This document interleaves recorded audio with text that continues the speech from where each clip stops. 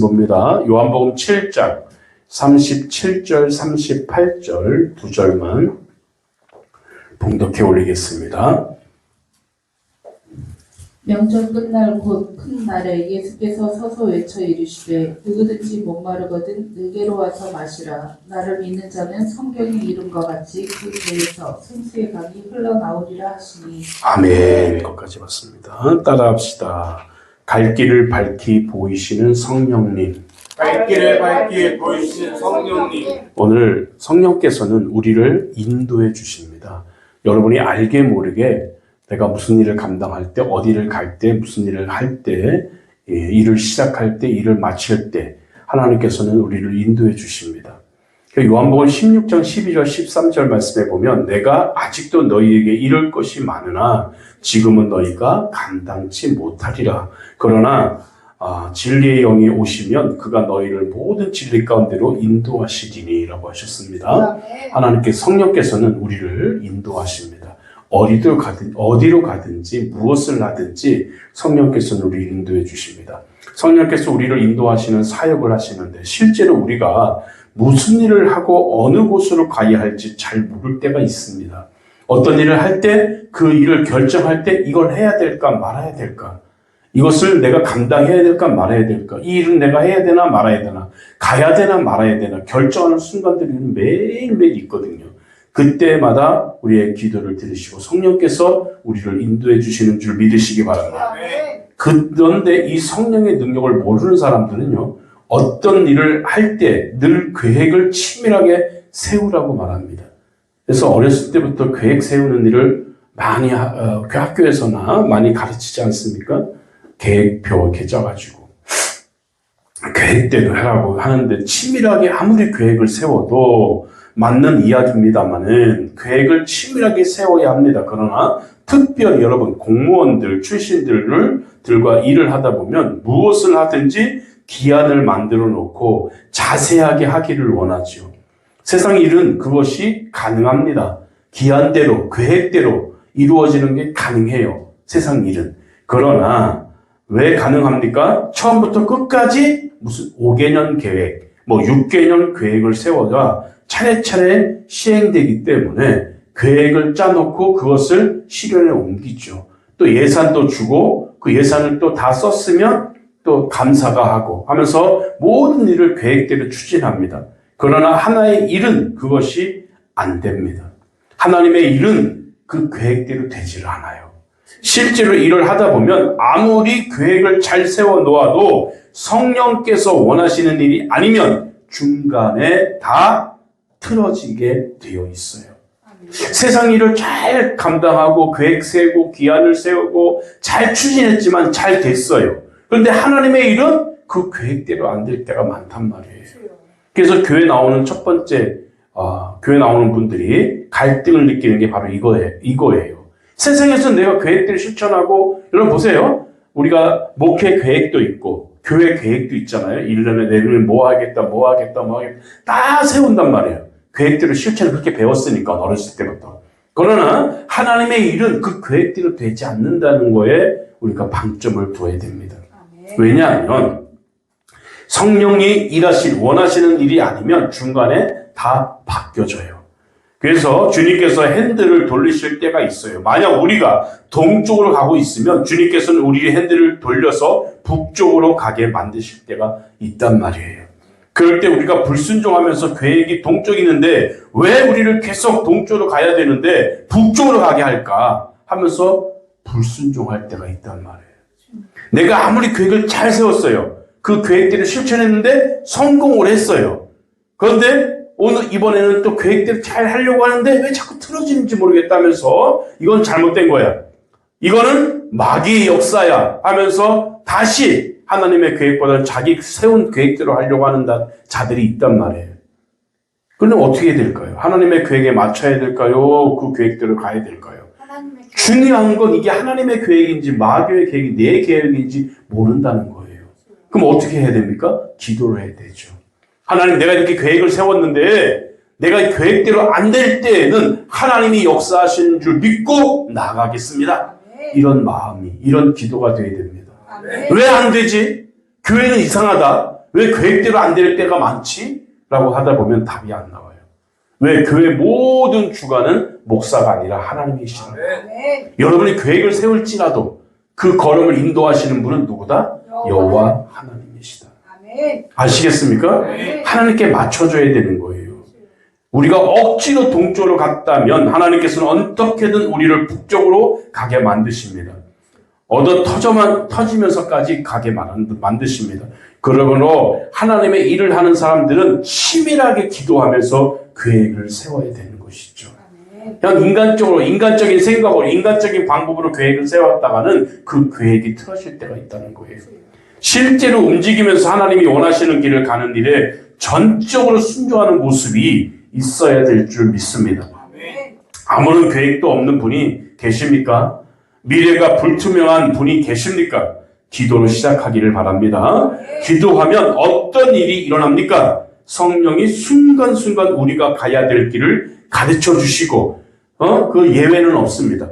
어떤 분들은 그래요. 목사님 이렇게 계획을 세웠는데 자꾸 왜 목사님 계획을 바꾸세요? 그런 분들이 계시잖아요. 그건 그 목사님이 바꾸는 게 아니라 성령께서 바꾸시는 거예요. 하나님이 하시다 보니까 안 될 것 같은 건 바꾸시잖아요. 이건 아니다 싶으면 바꾸시잖아요. 사울 왕을 세울 때 누가 세웠어요? 하나님이 세웠어요? 인간이 세웠어요? 하나님이 기름 부어 세운 왕이에요. 근데 나중에 보니까 사울이 못된 짓만 하고 돌아다니까 하나님 뭐라고 그래요? 내가 너를 왕으로 세운 걸 후회한다. 왜 하나님이 계획을 바꾸셨을까? 다 아실 거 아니에요, 하나님이. 얘가 나중에 배반할 것까지 다 아시잖아요. 근데 왜 그랬을까요? 하나님의 섭리라는 계획은 우리 인간이 알지 못하는 그 가운데 하면서 필요한 부분들을 역사하기 위해서 세우신 줄 믿으시기 바랍니다. 신약 시대에 와서 예수님이 길 가실 때 눈먼 소경을 만납니다. 제자들이 물어보죠. 예수님, 저 소경은 왜 소경이 되었습니까? 부모의 죄입니까? 자기의 죄입니까? 물어보잖아요. 예수님 뭐라고 대답하십니까? 하나님의 영광을 위해서 된 것이다. 아멘. 여러분 그것을 믿으시기 바랍니다. 아멘. 누가 이건 하나 더하기 하나는 둘이야라고 그게 정석이고 그게 맞는 말이지만 계획은 하나님 안에서 교회에서 세운 모든 계획은 하나 더하기 둘은 셋이 아니라 100도 될 수 있고 만도 될 수 있다는 거예요. 그 가운데 역사하시는 것은 하나님이시기 때문에. 아멘. 인간은 하나 더하기 하나는 둘이지만 하나님의 계획은 하나 더하기 하나는 5천이 될 수 있고 5만이 될 수 있다는 거예요. 아시겠습니까? 왜 그거 자꾸 바꿉니까? 바꾸는 게 아니라 내가 이 길을 가는 길이 맞다고 생각했는데 가다 보니까 아니다 싶으면 어떻게 해야 돼요? 바꿔야지요. 여러분이 길 갈 때도 마찬가지예요. 내비를 틀어놓고 내비게이션 틀어놓고 길을 갑니다. 근데 아무리 막혀도 그 길을 끝까지 가는 내비게이션 있죠. 그거는 순간순간 업데이트가 안 돼서 그래요. 이 길을 가면 막힐 것 같으면 바꿔요. 요즘 내비들은 좋아가지고 막히니까 돌아가자 이렇게 한단 말이에요.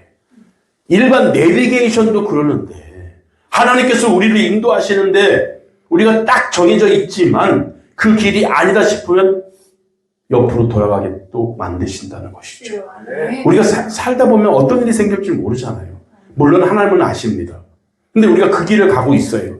이렇게 길을 가는 것은 나에게 필요한 길이고 내가 꼭 가야 될 길입니다. 내가 겪어야 될 길입니다. 내가 그것을 느껴야 될 길입니다. 그때까지 주님께서 내버려 두시는 거예요. 근데 하다 보니까 길이 막히거든요. 그럼 어떻게 해야 돼요? 길을 바꾸시죠. 야, 그 길을 가면 안 되지. 이 길로 가야지. 오른쪽으로 가야지. 왼쪽으로 가야지 한단 말이에요. 그때는 그 말에 순종하시기를 바랍니다. 네. 우리가 그러면 하나님 다 아시는데 왜 내버려 뒀어요? 아닙니다. 내가 알아야 되니까. 내가 느껴야 되니까. 하나님의 계획이고 섭리라는 걸 느껴야 되기 때문에 하나님은 놔두시는 거예요. 느껴야지, 알아야지요. 아시겠습니까? 네. 부모들이 자녀들을 교육시킬 때 그래요. 다 알고 있죠. 대답도 있고 해답도 다 있습니다. 문제 해결점도 다 있습니다. 근데 왜 가만히 놔둘까요? 본인이 겪어와야 되니까. 그래야 성장하니까. 아시겠습니까? 네. 주님이 날 다 아시는데 앞으로 몇 년 뒤에 뭐 있을 거라는 것, 앞으로 몇 년 뒤에 우리 교회가 부흥하고 성장하고 돈 많이 벌고 더 많은 일을 감당할 수 있는 것 주님이 아십니다. 근데 왜 내버려 두실까요? 내가 겪어야 되기 때문에. 그 일을 하기 위해서 내가 하나님을 필요해서 하나님에 매달리고 그런 걸 하나님은 원하시기 때문에 내버려 두시는 거예요. 아시겠습니까? 근데 우리는 어떻게 해요? 왜 그러셨어요? 아시면서 왜 그러셨어요? 이렇게 따지는 분들이 계신단 말이죠. 그게 아닙니다. 왜 하나님께서 나에게 힘들게 하십니까? 이런 분들도 계시잖아요. 나를 힘들게 하는 게 아니라 내가 겪어야 할 나의 몫이야. 내가 힘들 때 하나님을 찾는지 마귀를 찾는지 주님은 내가 알아야 되고 내가 간구해야 될 것을 알아야 하기 때문에 내버려 두시는 거예요. 맞다른 골목이 있다면 주님께서는 어떻게 우리를 인도하시고 다른 길로 주시는 줄 믿으시기 바랍니다. 우리는 어떻게 해야 돼요? 그러면 하나님께 맡겨야 돼요.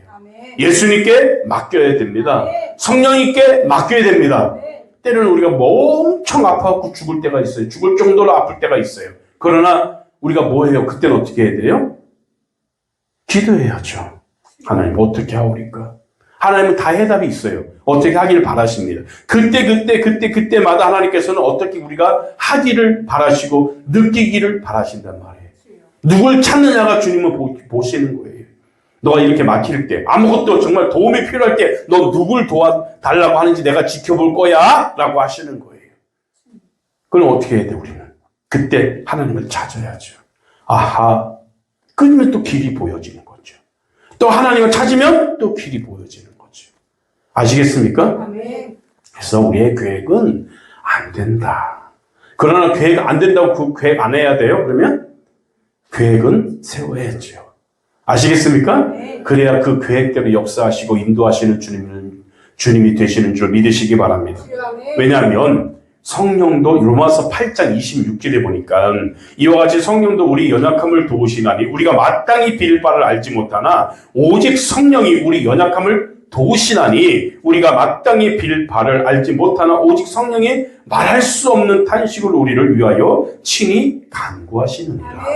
아시겠습니까? 그 진리를 깨닫기를 바랍니다. 우리는 그걸 몰라요.